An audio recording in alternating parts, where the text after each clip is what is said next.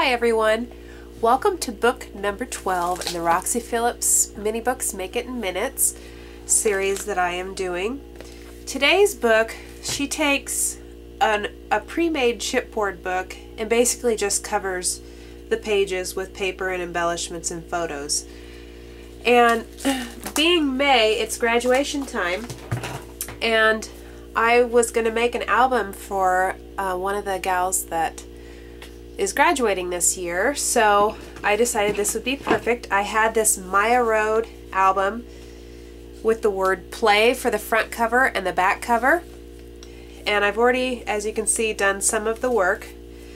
But one of the techniques that I want to show you today excuse me, is how I'm going to cover the cover.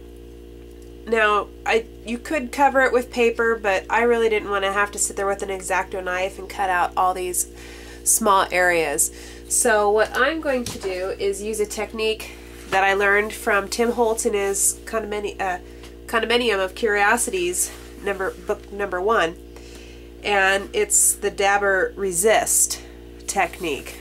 So I'll show that to you now.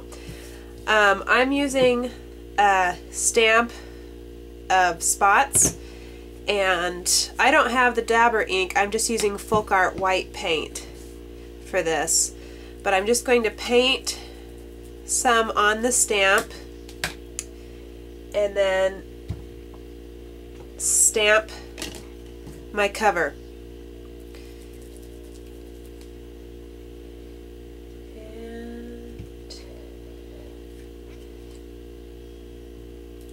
Oops.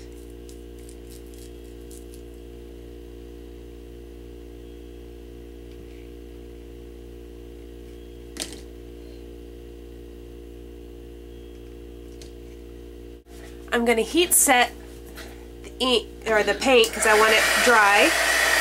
I'm going to take some of the ink pads. Let's see what colors I have. 4 colors: mustard seed, faded jeans, crushed olive, and barn red. I have my foam pad dauber things. I'm going to ink them up pretty good, and I'm going to rub the ink in various places, getting it pretty dark.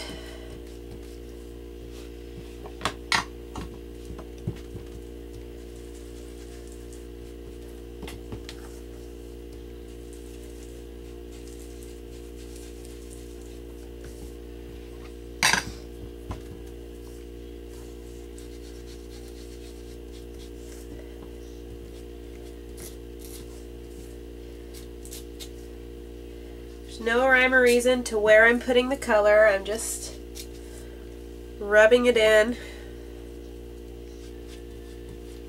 different areas.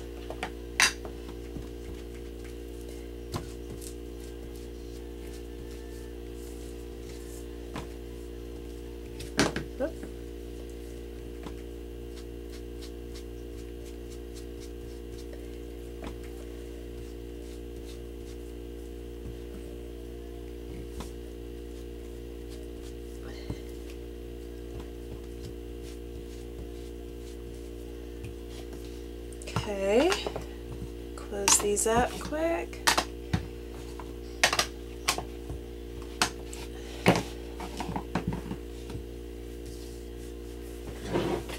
And now I've got a mister just filled with water and a paper towel. I'm just going to spritz on there and pick up some of the ink.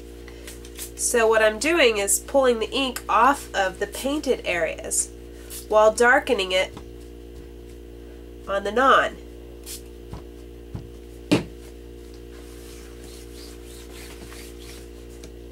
And now I'm going to dry that. Alright, I've already stamped the opposite side, so again I'm just going to take my ink and color it in. You could do this all one color or two or whatever. Tim Holtz does say in his instruction that the darker the ink colors, the better the outcome. So keep that in mind.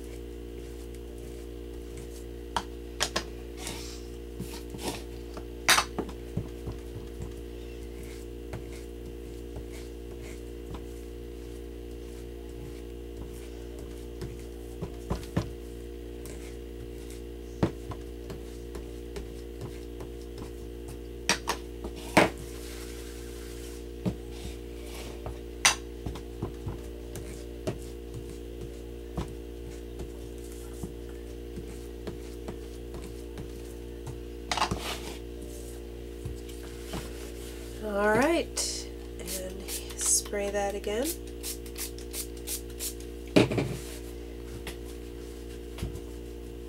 Be careful since I've got the back side, I don't want to get that wet again. And dry it. There is the cover to my album. It's pretty cool, a lot different than just the plain chipboard look. Now I have almost all the pages covered in the album. I left the bottom one, or the last one. And all the papers that I've used in this are October Afternoon papers from 8x8 books that I had.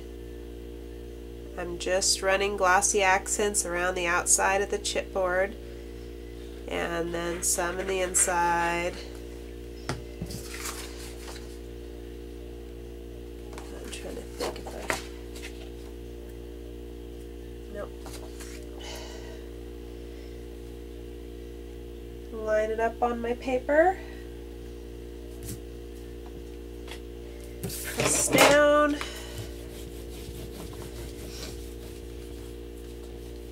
I don't have this Play album for sale on my website, but I do have other Maya Road chipboard albums for sale, along with the glossy accents and this nice bone tool. So go check that out. Alright, now I'm going to just trim around the edges of the album.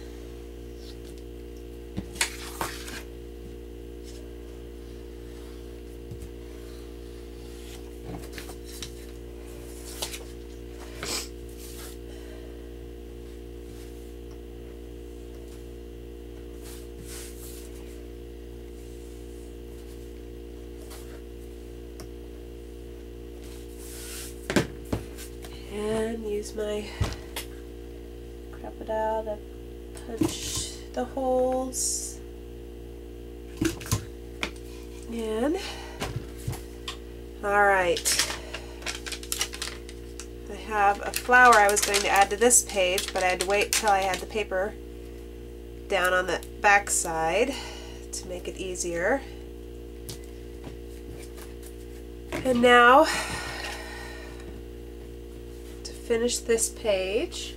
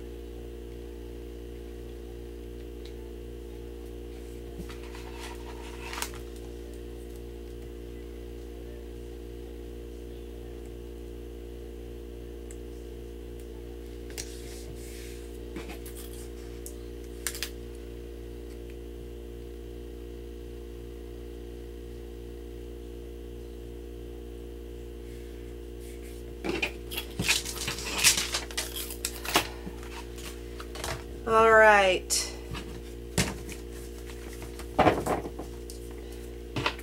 This album's held together by binding rings.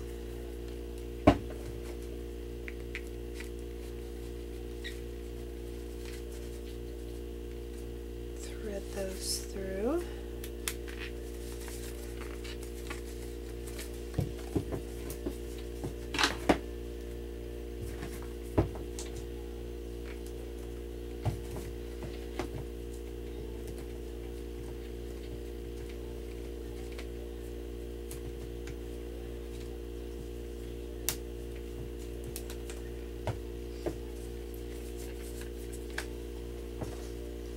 So here is book number 12.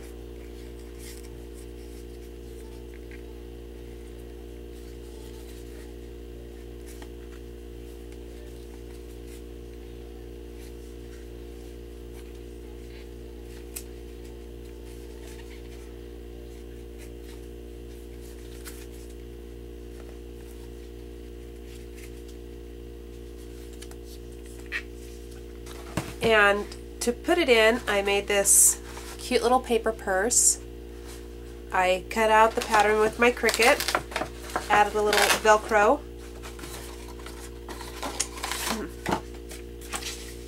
and then of course made a handmade card with a little envelope inside the card that holds a gift certificate. Thanks for watching book number 12.